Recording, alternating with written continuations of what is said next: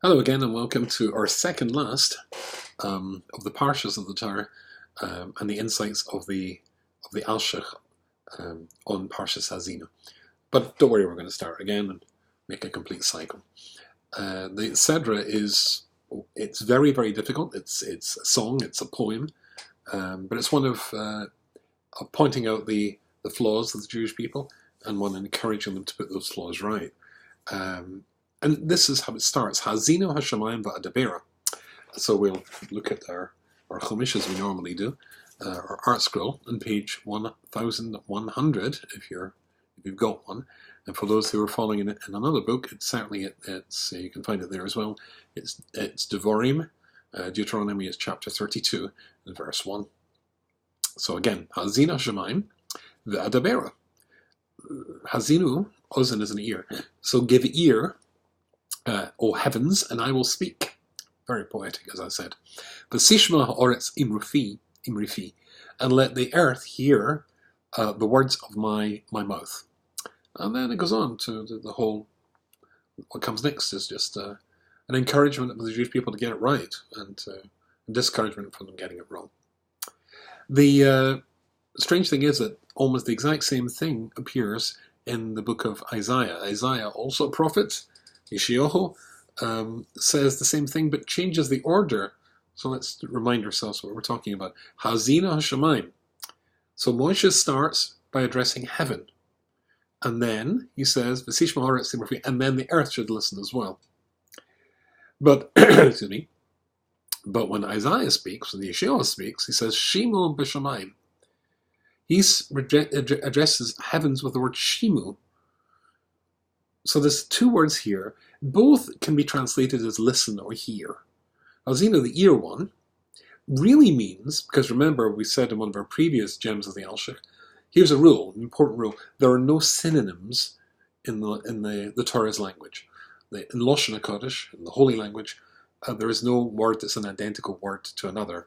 Remember, if you know anything about Hebrew, the word Ish, Gibor, Odom, probably missed one or two out, would all be translated in English as a man.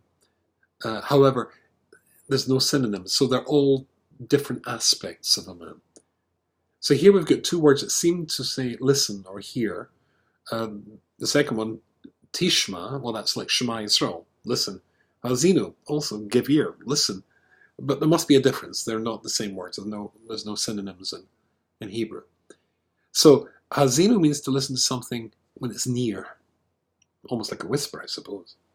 V'sishma is something distant. Listen to me when you're over there. Sishma, hello, right? That sort of thing. Shema. So hearing something from far away. So again, let's look at that again then. So the Alshich points out, Moshe says, Hazinu Hashemayim. So listen, heavens, but then I'm near heavens because Moshe is near heaven. He's in the highest level. Yeshayahu, the prophet, is not on such a high level. So what he says is Shimu b'shamayim. He also invites heaven to listen to him, but he uses the word Shimu, which means listen, I'm far away from you. And he uses the word Hazinu to the land, ha'aretz, to the world. He's nearer the world. He's more of this world, if you like. But Moshe Rabbeinu is less. He's nearer to heaven, and therefore he says to Sishma ha'aretz imurfi. Sishma, I'm more further away from the world down here. Tricky. Another thing, Hazinu Hashemayim va'adabero. Listen, heaven, and I will speak. And the word daber, and again, we get two words, which again would be translated in English. Same problem we had before, or same situation we had before. I will speak adabero. The imru, and then he says, the Shishma ha'aretz imrufi, and the world should listen, the earth should listen to the words of my mouth. And I will speak. Daber and Omar. Famously, Daber is to speak harshly. Omar is to speak softly, gently. Moshe, now we'll put it together. Moshe, who is near heaven, close to heaven, a very high spiritual level, Hazinu Hashemayim, he says, listen, and listen because I'm near you, va'adabera, and I'll speak harshly. V'sishma ha'aretz, but the earth will listen to imrupi, to the Imru, the words, the gentle words of my mouth. The Alshich explains. So now again we look at our Alshich, and the Alshich explains that this is the theme, if you remember back to our gems in the Alshich when the Parsha of Devarim, that it's a recurring theme with Moshe Rabbeinu.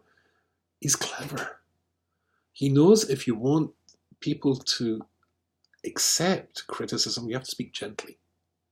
That's not the case when Moshe is speaking to heaven, to the angels. A tzaddik, a holy man like Moshe Rabbeinu, can command the angels. Yaakov, Avinu, could command the angels. He told the angels, you remember, way back, we'll get to that, he tells the angels to go to and see what's happening with his brother when he goes for the famous confrontation with his brother Esau. He sends angels on missions. A tzaddik can command the angels. So he says to the heavens, Adabera, I'm speaking, and you jolly well will listen.